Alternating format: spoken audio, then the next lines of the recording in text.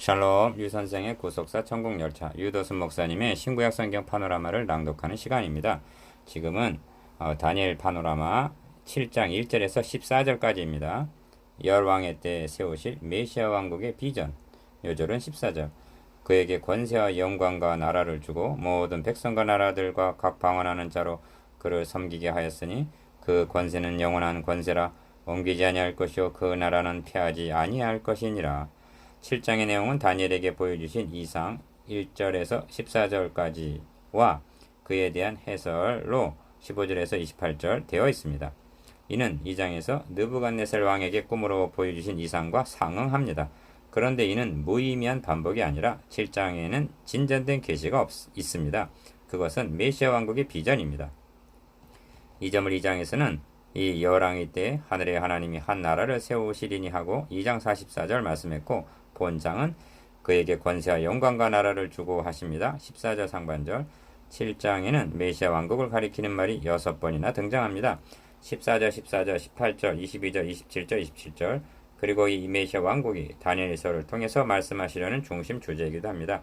1장이 전반부의 1장에서 6장 서론이라면 7장은 후반부 7장에서 12장의 명제입니다. 본장에는 메시아 왕국의 비전이 다 들어있습니다. 그러므로 7장이 다니엘서의 중심장이라 할 수가 있습니다. 하나님의 보좌와 심판이 있고 9절, 10절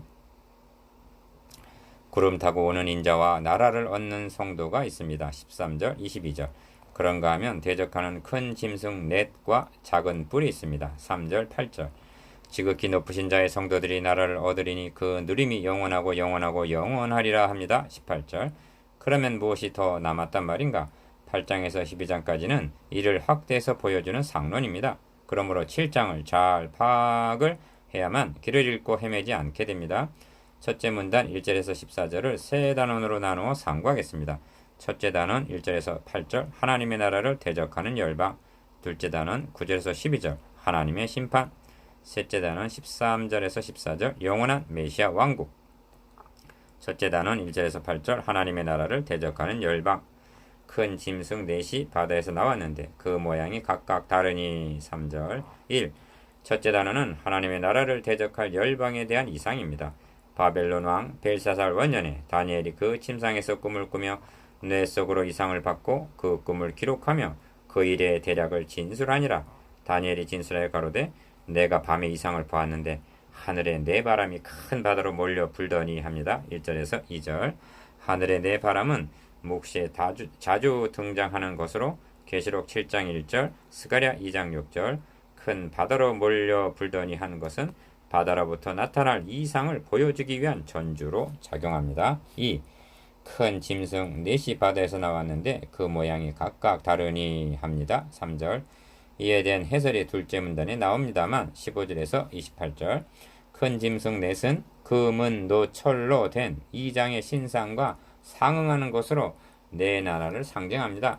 느부갓네살에게는 세상 나라가 크고 광채가 특심한 것으로 보였으나 2장 31절 다니엘의 눈에는 짐승으로 보였다는 것이 다를 뿐입니다. 기억 큰 짐승이라 하는 것은 왕자 보좌에 앉으신 하나님과 9절 구름을 타고 오실 인자를 13절 대적하기 때문입니다. 그리고 니은 바다란 하늘과 대조되는 악의 처소를 나타냅니다. 계시록 13장 1절 그러므로 새 하늘과 새 땅이 임하는 때에는 바다도 다시는 있지 않더라 하는 것입니다. 계시록 21장 1절 3. 큰 짐승 넷이 바다에서 나왔는데 기억 첫째는 사자와 같다 한 것은 4절 상반절 신상의 정금머리에 해당이 되는 바벨론을 상징합니다. 2장 32절 그런데 사자 더하기 독수리 날개가 있더니 그 날개가 뽑혔고 그 다음이 사람의 마음을 받았으며 한 것은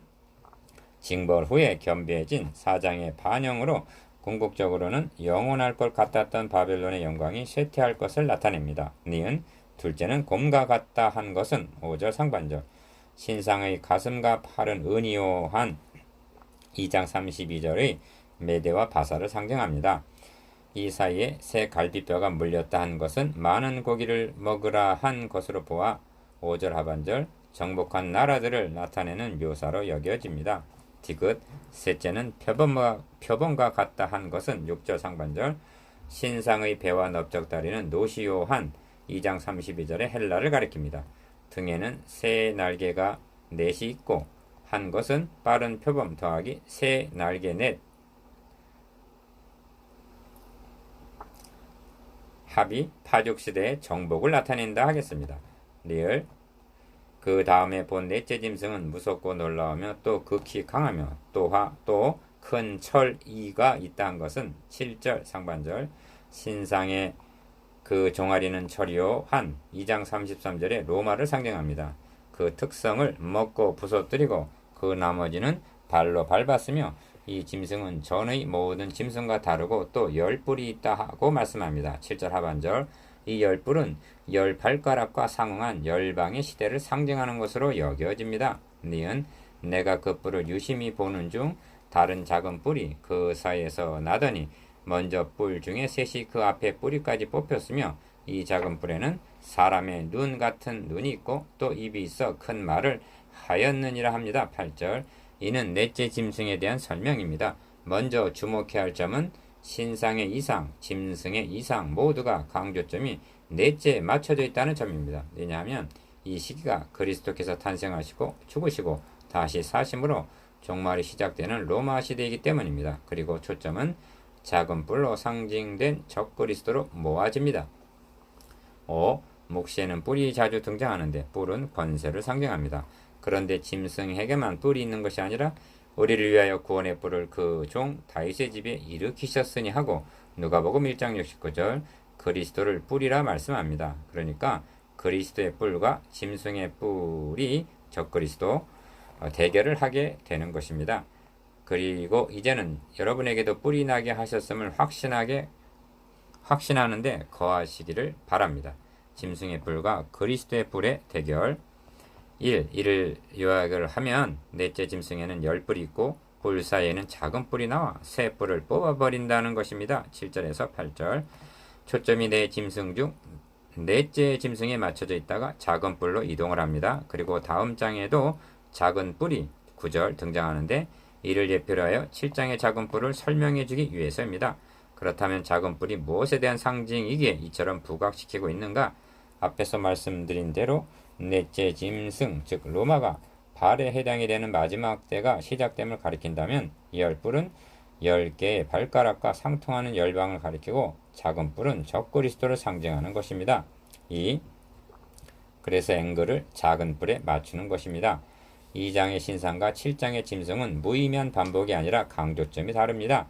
2장에서는 강조점을 우상을 친돌에 맞춰서 우상을 친돌은 태산을 이루어 세계에 가득하였다고 말씀합니다. 2장 35절 기억 우상을 치는 일은 그리스도께서 죽으셨다가 사망 권세를 이기시고 부활하심으로 시작하여 심판주로 오실 재림 때 완성이 될 일입니다. 그렇다면 니은 우상을 친 돌은 태산을 이루어 세계에 가득하였다는 것은 하나님의 나라가 점진적으로 확장해 나가다가 제 이름으로 완성이 될 말씀입니다. 우리가 원복음이라 부르는 여자의 후손은 뱀의 머리를 상하게 하리니 하신 상하게 함도 죽으시고 다시 사심으로 시작하여 재림하실 때 사탄을 발등상시키심으로 완성이 될 말씀입니다. 3. 그런데 7장에서는 강조점이 넷째 짐승에 나오게 될 작은 뿔에 맞춰져 있습니다. 적그리스도는 박해가 주임무가 아니라 증거를 못하도록 막는 자임을 명심하시기를 바랍니다. 그러니까 증거하지 않으면 박해를 받지 않게 될 것입니다. 이는 우상을 친 돌은 태산을 이루어 세계에 가득하였다는 것이 저절로 되는 것이 아니라 증거를 통해서 되어지는 일이요 증거하는 일은 적그리스도와의 싸움임을 나타냅니다. 4. 그러니까 영적 싸움이란 적그리스도와 거짓 선지자가 한편이 되고 그리스도와 증인들이 한편이 되어 싸우게 되는 것입니다. 이 점이 계시록에 분명히 나타납니다. 계시록 17장에는 큰 음녀, 짐승, 열불, 열왕 등 많은 상징이 나타납니다. 여기에 어리둥절할 필요가 없습니다. 왜냐하면 10뿔이 아니라 100뿔이 있다 해도 이는 한 몸 사탄에 붙어있는 지체들이요 그리스도를 대적하는 적그리스도들임을 깨닫는 것으로 족한 것입니다. 저희가 어린 양으로 더불어 싸우려니와 어린 양은 만주해 주시오 만왕의 왕이시므로 저희를 이기실 터이요 또 그와 함께 있는 자들 곧 부르심을 입고 빼내심을 얻고 진실한 자들은 이기리로다 합니다. 계시록 17장 14절 다니엘서에서도 적그리스도가 만왕의 왕을 대적할 것이나 그가 사람의 손을 말미암지 않고 깨어지리라 하십니다. 8장 25절. 얼마나 분명합니까? 여러분이 부르심을 입고 빼내심을 입은 십자가 군병이기에 작은 뿔에 초점을 맞춰 해설해 주므로 경각심을 갖게 하려는 것입니다. 둘째 단은 9절에서 12절 하나님의 심판. 내가 보았는데 왕자가 놓이고 옛적부터 항상 계시니가 좌정하셨는데 그 옷은 희기가 눈 같고 그 머리털은 깨끗한 양의 털 같고 그 보좌는 불꽃이요 그 바퀴는 붙는 불이며 9절. 1. 둘째 단원의 중심점은 왕자 9절과 심판 10절, 즉 하나님의 심판에 있습니다. 첫째 단원에서 보여주신 짐승들과 뿔들, 즉 세상 나라들을 심판하실 날이 이른다는 것입니다. 내가 보았는데 왕자가 놓이고 옛적부터 항상 계시니가 좌정하셨는데 그 옷은 희기가 눈 같고 그 머리털은 깨끗한 양의 털 같고 그 보좌는 불꽃이요 그 바퀴는 붙는 불이며 불이 강처럼 흘러 그 앞에서 나오며 그에게 수종하는 자는 천천히요 그 앞에 시한 자는 만만이며 심판을 베푸는데 책들이 펴 놓였더라 합니다. 10절. 이것이 심판정의 광경입니다. 그러므로 책들이 펴 있다는 말이 최후 심판을 말씀하는 계시록 20장 12절과 상통합니다. 이 누구를 심판하시는가? 그때 내가 큰 말하는 작은 뿔의 목소리로 인하여 주목하여 보는 사이에 짐승이 죽음을 당하고 그 시체가 상한 바 되어 붙는 불에 던진 바 되었으며 합니다. 11절. 기억. 넷째 짐승이 심판을 당합니다. 넷째 짐승 곧 로마는 발에 해당되는 종말에 있을 세속국가를 상징합니다. 그리고 작은 뿔, 즉 적그리스도도 함께 심판을 당하게 됩니다.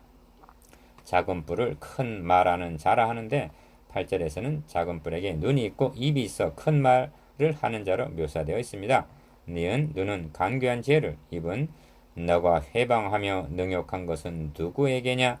너가 소리를 높이며 눈을 높이 들어 향한 것은 누구에게냐?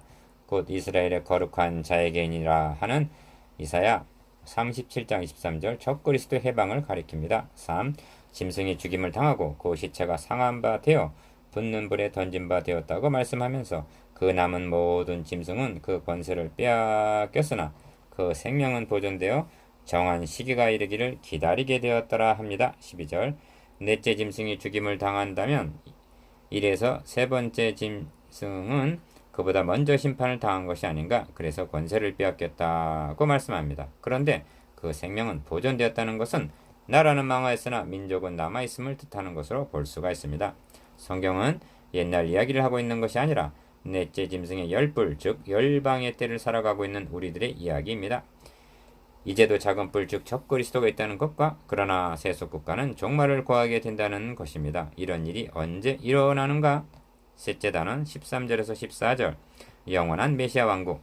내가 또 밤 이상 중에 보았는데 인자 같은 이가 하늘 구름을 타고 와서 옛적부터 항상 계신 자에게 나와 그 앞에 인도되매. 13절 1. 셋째 단원의 중심점은 인자 같은 이가 하늘 구름을 타고 등장하는 데 있습니다. 이는 주님께서 재림하시는 광경인데 최후 심판은 그리스도의 재림 때 있을 것이라는 말씀입니다. 인자란 칭호는 주님께서 친히 공생애 중에 사용하신 것으로 복음서에 80회 정도 나타납니다. 그리고 구름을 타고 오리라는 말씀도 그때 인자의 징조가 하늘에서 보이겠고 그때 땅의 모든 족속들이 통곡하며 그들이 인자가 구름을 타고 능력과 큰 영광으로 오는 것을 보리라. 마태복음 24장 30절. 예수께서 가라사대 너가 말하였느니라. 그러나 내가 너에게 이르노니 이후에 인자가 권능의 우편에 앉은 것과 하늘 구름을 타고 오는 것을 너희가 보리라 하고 마태복음 26장 64절 자신에게 성취될 것을 말씀하신 바입니다. 한마디 부언할 것은 재림하시는 주님이 우리가 승용차를 타듯이 구름을 타고 오신다는 말이 아닙니다. 이는 묵시적인 표현입니다. 그러므로 문자만을 보아서는 아니 됩니다. 2. 그에게 권세와 영광과 나라를 주고 모든 백성과 나라들과 각 방언하는 자로 그를 섬기게 하였으니 합니다. 14절 상반절. 이 말씀의 핵심은 나라와 백성이 있습니다. 기억, 나라는 이 열왕의 때 하늘의 하나님이 한 나라를 세우시리니 이것은 영원히 망하지도 아니할 것이요 그 국권이 다른 백성에게로 돌아가지도 아니할 것이라 한 2장 44절 메시아 왕국입니다. 니은 그리고 백성은 이스라엘 백성들이 아니라 허물이 마치며 죄가 끝나며 죄악이 영속되며 영원한 의가 드러나며 한 9장 24절 구속함을 얻은 백성들 전체를 가리킵니다. 이를 주님 말씀대로 표현하면 잃어버린 자를 찾아 구원하신 누가복음 19장 10절 자들이라는 말씀입니다. 그 중에 여러분도 들어있는 것입니다. 3. 나라와 백성이 다니엘서의 중심 주제입니다. 1장에서 6장까지를 통해서 많은 열방들이 망하고 그 국권이 옮겨지는 것을 보여주셨습니다. 그리고 그때마다 이 열왕의 때 하늘의 하나님이 한 나라를 세우시리니 이것은 영원히 망하지도 아니할 것이요 그 국권이 다른 백성에게로 돌아가지도 아니할 것이요. 2장 44절. 니은 그 나라는 영원한 나라요 그 권병은 대대 이르리로다. 4장 3절 34절. 지긋 그 나라는 망하지 아니할 것이요 그 권세는 무궁할 것이며 하고 6장 26절 반복적으로 강조한 것이 나라 곧 메시아 왕국입니다. 4. 그러므로 그 권세는 영원한 권세라 옮기지 아니할 것이요 그 나라는 피하지 아니할 것이니라 합니다. 14절 하반절 다시 강조합니다만 이런 영원한 메시아 왕국이 어떻게 해서 세워진다고 말씀하는가?